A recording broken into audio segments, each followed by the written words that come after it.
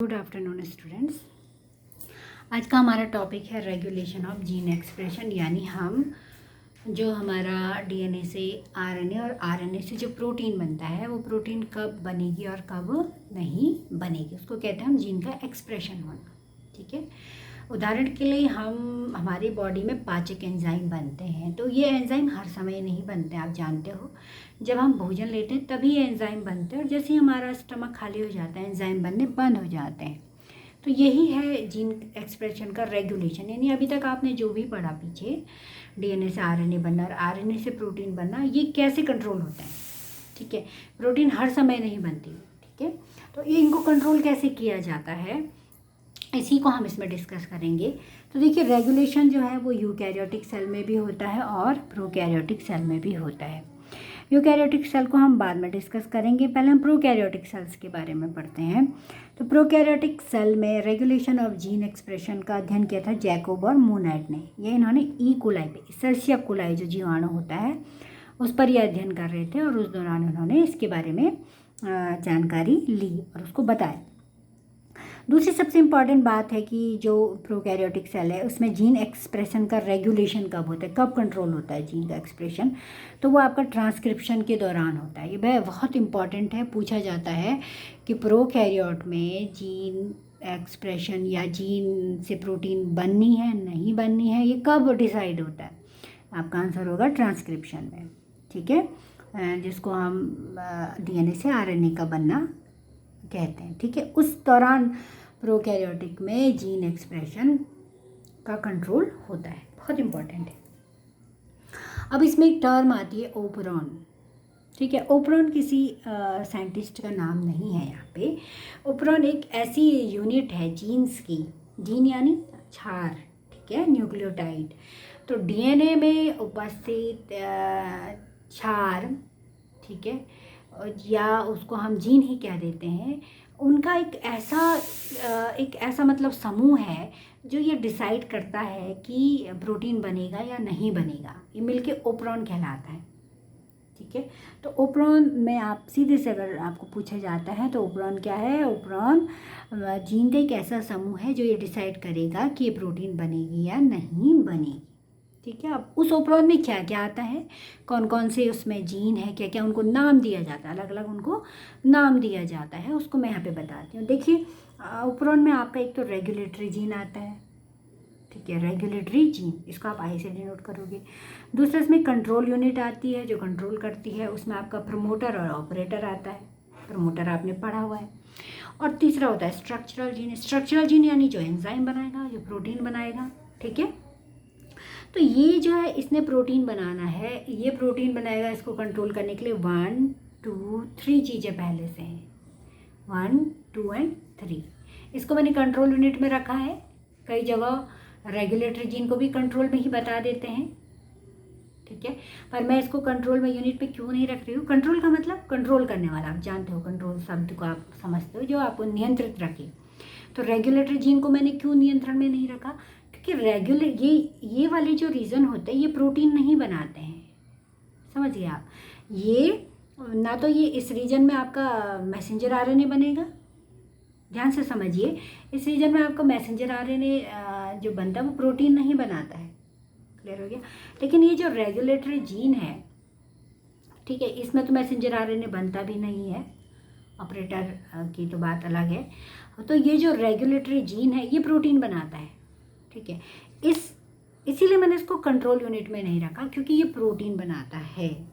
तो अगर ये प्रोटीन बनाता है, आपको मैंने ट्रांसक्रिप्शन में बताया है, प्रोटीन बनाने के लिए स्ट्रक्चरल जीन चाहिए और उसके आगे क्या होता है, प्रमोटर रीजन होता है। प्रमोटर रीजन कौन होता है, जो आरएनए पॉलीमरेज को बंधने का स्थान देता है, जहाँ से मैसेंजर आरएनए बनना शुरू होता है। प्रमोटर जिसमें मैंने आपको टाटा बॉक्स बताया था, ये वो रीजन होता है जो बताता है कि यहाँ पर आरएनए पॉलीमरेज जुड़ेगा और प्रोटीन की चेन बननी स्टार्ट होगी। क्लियर। तो मैंने यहाँ पे दिखाया भी है कि रेगुलेटरी जीन का अपना प्रमोटर और अपना स्ट्रक्चरल जीन होता है।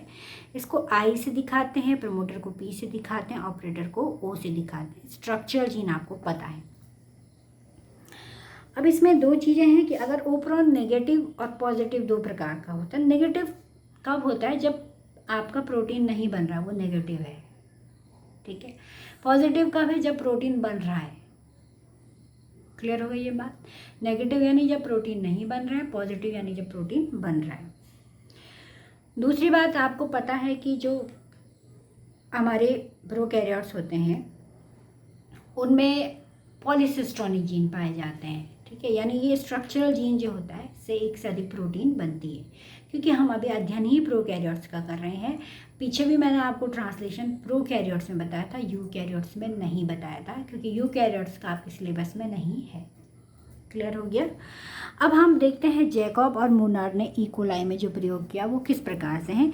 वहाँ पे ये सब चीज़ें आपको देखने को मिलेगी, regulator gene, promoter gene, operator gene, structural gene. Clear हो गया। ये पूरा प्रमोटर जीन पूरा लिख सकते हैं आप, ये आपका ऑपरेटर जीन है। अब हम बात करेंगे लैकोप्रेन की। लैकोप्रेन दिया था जैकब और मोनेट ने, लैकोप्रेन पे काम किया था। लैक का मतलब है लैक्टोज, ठीक है। तो सबसे पहला क्वेश्चन आपसे पूछा जाएगा लैकोप्रेन किस प्रकार का ओप्रेन है, ये आपको मैं लास्ट में समझाऊंगी क्यों है, पहले हम इस पर चर्चा करते हैं। देखिए जनरली जो लैक का मतलब लैक्टोज है, लैक्टोज एक शुगर है, ठीक है, एक शर्करा है।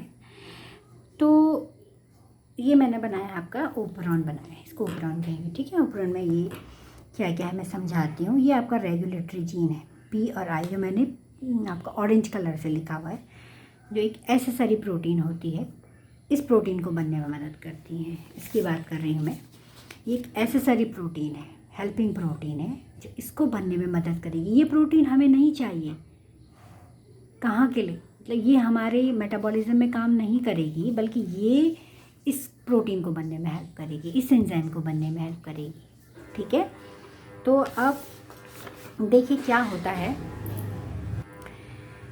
जनरली जो ये ओपरॉन होता है, अच्छा ये आप समझ गए रेगुलेटरी जीन है। ये पी फॉर प्रमोटर, जहाँ पे आपका टाटा बॉक्स होता है, ऑपरेटर, और ये स्ट्रक्चरल जीन है। क्लियर हो गया।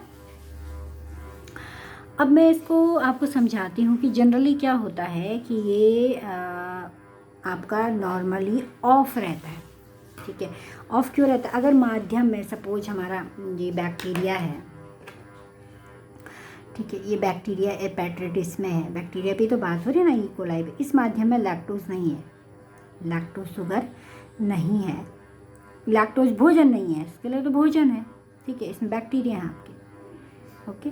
अब लैक्टोज नहीं है तो ये काम नहीं करेगा, क्योंकि इसने क्या बनाना है, ये ओपरेन किसके लिए है, ये ओपरेन बनाएगा ऐसा एंजाइम जो लैक्टोज को तोड़ेगा, ठीक है।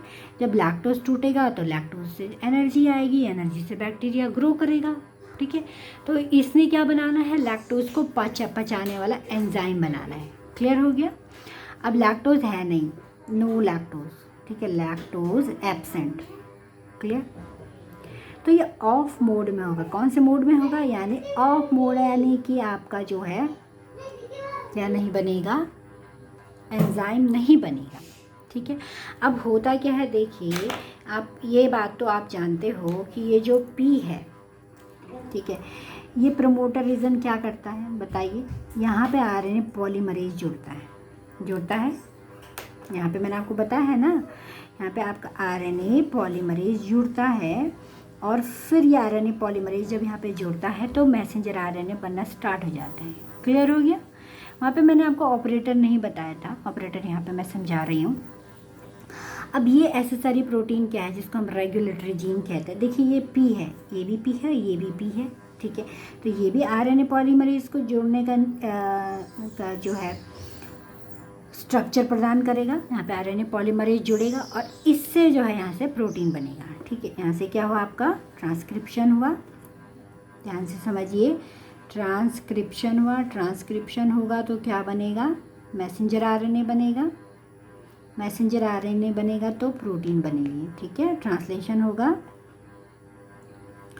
ट्रांसलेशन हुआ और आपकी जो है प्रोटीन बनी। क्लियर।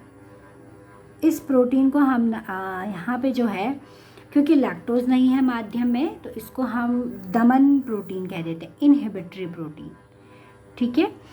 क्या कह देते हैं हम इसे, इनहिबिटरी प्रोटीन। इनहिबिट का मतलब होता है किसी को संदमन करना। तो कौन सी प्रोटीन है ये, इनहिबिटरी प्रोटीन।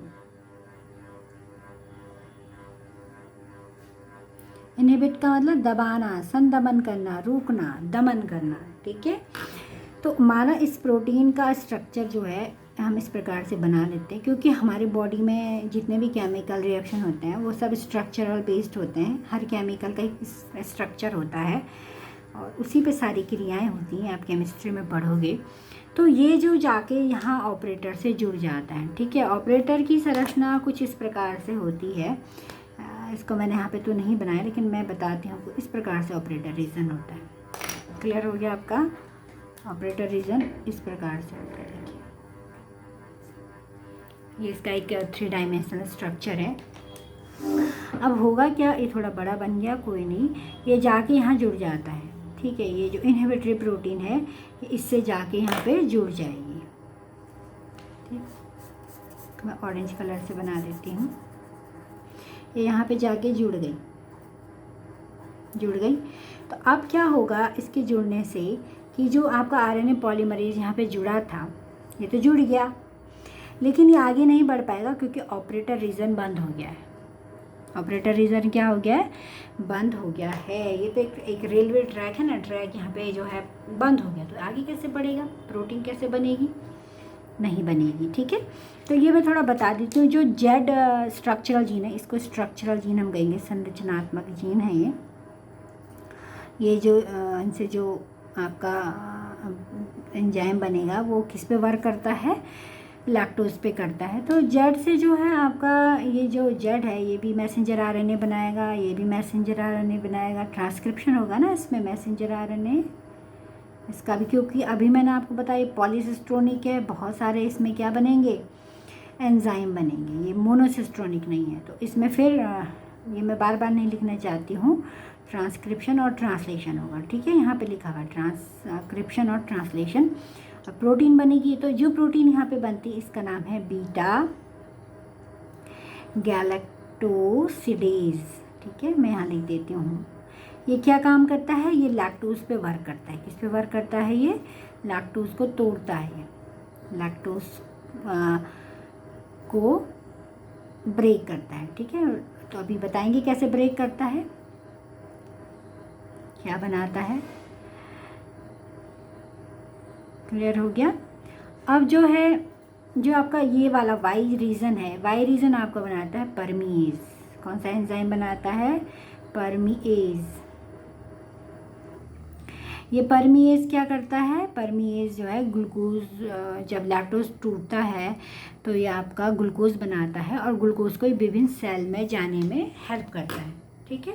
क्योंकि जो यहाँ पे ग्लूकोज बनेगी ना माध्यम में, या लैक्टोज जब इसके अंदर यहाँ पे लैक्टोज टूटेगी तो ये अंदर इसको एंटर करने में मदद करेगी, ठीक है। ये बैक्टीरिया है ना, तो बैक्टीरिया जो एंजाइम बनाएगा उस एंजाइम को माध्यम में सिक्रीट करेगा।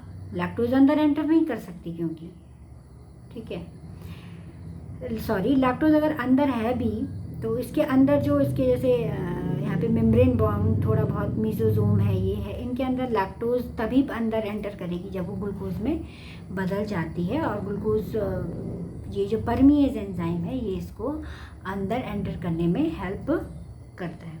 क्लियर है? मैसेंजर आरएनए ए वाला जो जीन है ये आपका बनाता है ट्रांस एसिटाइलेज। तो ट्रांस एसिटाइलेज का भी कोई ज़्यादा वर्क क्लियर नहीं है। ट्रांस एसिटाइलेज एक बार फिर समझ लीजिए, कंफ्यूज हो गए होंगे आप। बीटा गैलेक्टोसिडेज लैक्टोज को तोड़ता है। परमीएज लैक्टोज जब टूटती है तो ग्लूकोज बनता है। इस ग्लूकोज को सेल्स के अंदर पहुंचाने में मदद करती है, ठीक है। या बैक्टीरिया के अंदर जैसे 70S राइबोसोम है, मीजोसोम है, तो उसके अंदर प्रवेश करने में इसको मदद करेगी। क्लियर? ट्रांस एसिटाइलेज का कोई अभी वर्क डिफाइन नहीं हुआ कि इसका काम क्या होता है, ठीक है।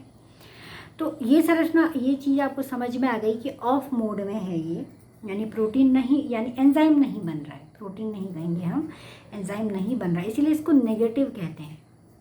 लैक उपकरण कैसा उपकरण है? ऋणात्मक है।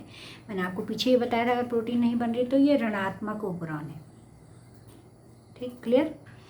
ये यहाँ गया, इसने इसके स्ट्रक्चर को रोक दिया, ठीक है। अब आगे बढ़ते हैं कि ये इसको ऑन कैसे किया जाता है। अब क्या होता है, सपोज़ ये बैक्टीरिया की सेल वॉल है, ठीक है, और ये आपका ओपरॉन है। ये मैंने यहाँ पे साइड में बनाया है, ये लैक्टोज है ग्रीन कलर से।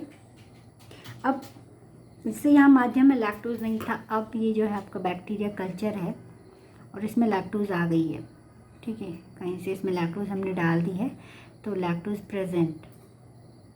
क्लियर हो गया। अब ये लैक्टोज जो है अंदर एंटर करेगी, बैक्टीरिया के अंदर, सेल के अंदर जाएगी और माध्यम में सपोज थोड़ा सा बीटा, ये जो गैलेक्टोसिडेज है ये बचा हुआ है। क्लियर हो गया। तो ये लैक्टोज जो है, यहाँ पे मैं लिख देती हूँ, लैक्टोज आपका जुड़ जाता है किससे, माध्यम में अंदर, जो सेल के अंदर थोड़ा सा जो गैलेक्टोसिडेज बचा है, गैलेक्टोसिडेज, इसके साथ कौन रिएक्ट करता है, लैक्टोज, ठीक है। ये दोनों रिएक्शन कर लेंगे और क्या बनेगा, यहाँ पे बनता है एलो लैक्टोज, ठीक है। तो एलो लैक्टोज क्या है, एलो लैक्टोज यानी गैलेक्टोसिडेज, ये वाला जो एंजाइम है आपका थोड़ा सा बचा होता है अंदर, ठीक है। अब सपोज इसकी संरचना को मैं थोड़ा चेंज कर देती हूँ, ये एलो लैक्टोज हो गया, ठीक है। बाहर लैक्टोज था, अंदर ये एलो लैक्टोज में बदल गया।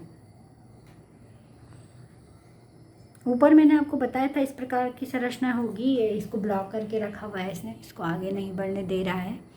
तो अभी एलो लैक्टोज यहाँ पे जाके जुड़ता है। यहाँ पे जुड़ने के बाद ये इसकी जो है संरचना को चेंज कर देता है, ठीक है, इसके 3 डायमेंशनल संरचना को चेंज करता है और ये जो है यहाँ से टूट के बाहर आ जाता है, यहाँ से टूट के बाहर आ गया, इसका स्ट्रक्चर इसने बिगाड़ दिया। अब ये यहाँ से हट जाएगा, अभी यहाँ पे नहीं रहेगा। जब ये यहाँ पे नहीं रहेगा तो ये पोर्शन ओपन हो जाएगा, ठीक है, ये खुल जाएगा। अब यहाँ से ये हट के, इसको मैं ऑरेंज से ही बना देती हूँ,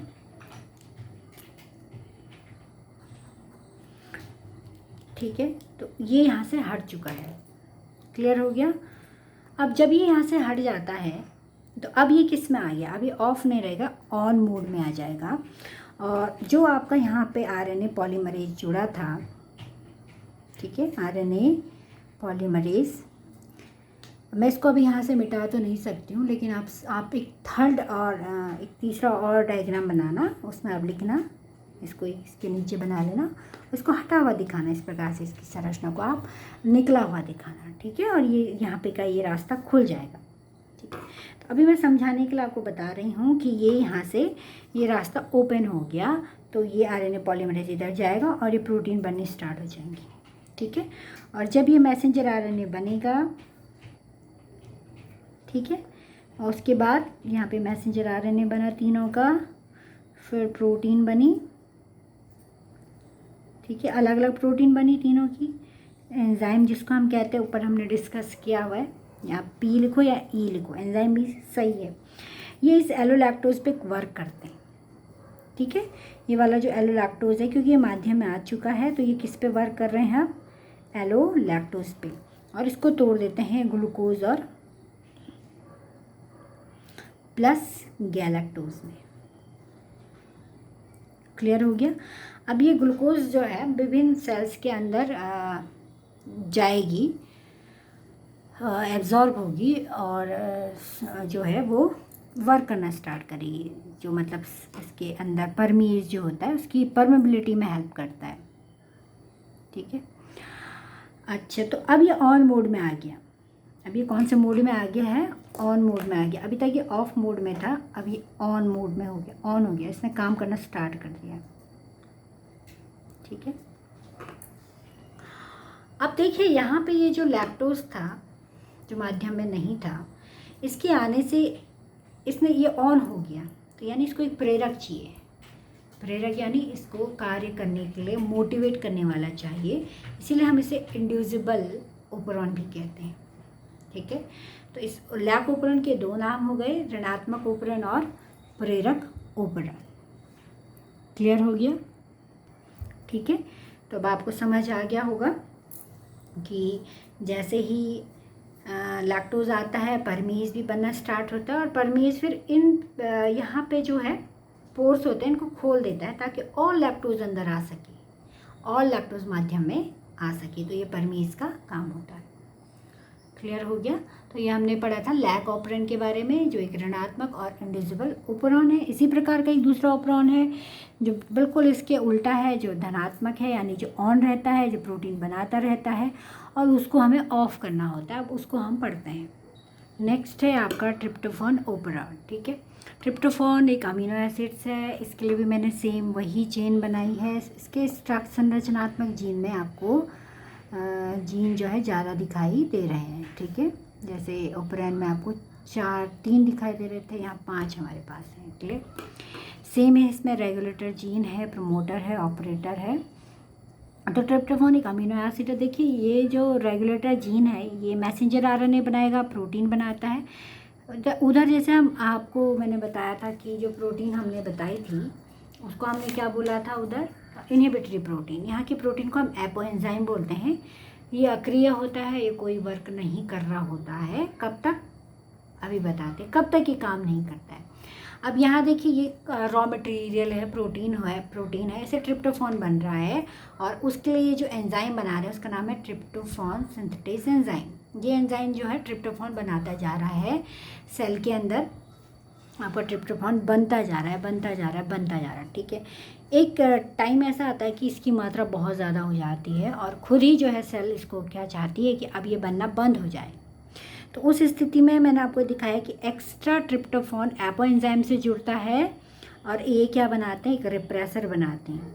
ये रिप्रेसर जाके ऑपरेटर से जुड़ता है, ये वाले ऑपरेटर से, क्योंकि इसका प्रोटीन तो यहीं से बनना है।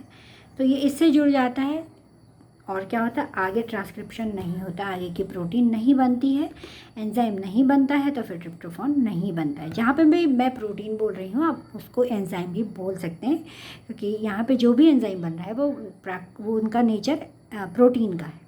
ठीक है, तो ये घटना धनात्मक क्यों है, क्योंकि ये ऑन है।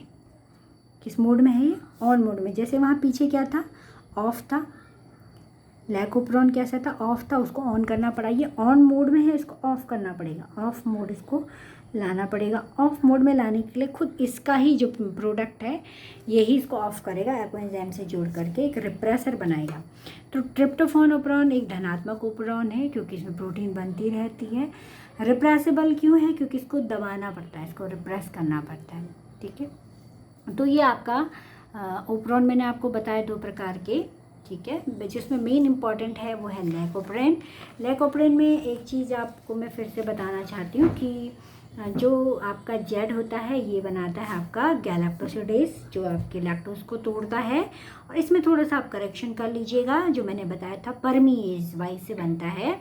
ये मैंने अभी तक आपको कहीं बीच में शायद बोला है कि ये ग्लूकोज की परमेबिलिटी को बढ़ाता है, उसको करेक्ट कर लीजिएगा। ये लैक्टोज की परमेबिलिटी को बढ़ाता है, यानी लैक्टोज जो है और अधिक मात्रा में बैक्टीरिया सेल के अंदर एंटर करने लगता है। ठीक है, तो आज मैं इतना ही पढ़ाऊँगी। कल मैं आपको इसमें हमारा जो है पीसीआर टेक्नोलॉजी बताऊँगी। पीसीआर सीखने के बाद फिर हमारा इसमें ह्यूमन जीन प्रोजेक्ट और डीएनए फिंगरप्रिंटिंग है, तो दोनों चीज़ें बहुत इम्पॉर्टेंट है। ठीक है, उसके बाद हमारा ये चैप्टर यूनिट ख़त्म हो जाएगी, फिर हम नेक्स्ट चैप्टर पे मूव करेंगे। Thank you.